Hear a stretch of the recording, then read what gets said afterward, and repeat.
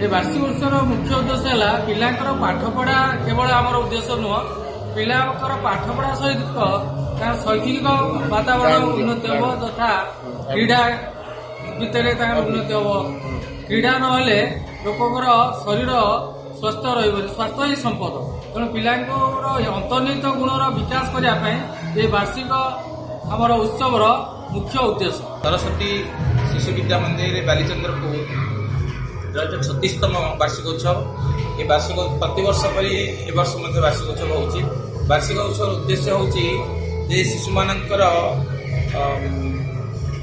विकास पाई आगु केमिति पिला बढ़िबे सेमानकर प्रेरणा देबा पाई तांकर नैतिकता सेमानकर शैक्षिक सेमानकर आनुषंगिक जते सब कार्यक्रम अछि सब कार्यक्रम को गतिशील करिया पाई ये वार्षिक उत्सव आयोजन।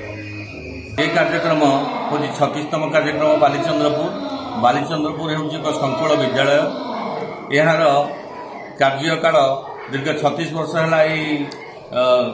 वार्षिक उत्सव पालित हो आसुची। यही कार्यक्रम ये संकुल कार्यक्रम सारा आम शिक्षा विकास समितिर 11टी विद्यालय प्रतिवर्ष वार्षिक उत्सव पालित हो। यार उद्देश्य हूँ जे शिशु मानकर समस्त क्षेत्र में ताकर शारीरिक नैतिक सांस्कृतिक विकास क्षेत्र में से अग्रणी भूमिका ग्रहण कर ये विद्यालय ये सरस्वती शिशु विद्या मंदिर से जीवा पर भारतीय संस्कृति सहित जोड़ी होकर रे तेणु ये विचारधारा ये शिशु मंदिर तार विचारधारा कार्य कर।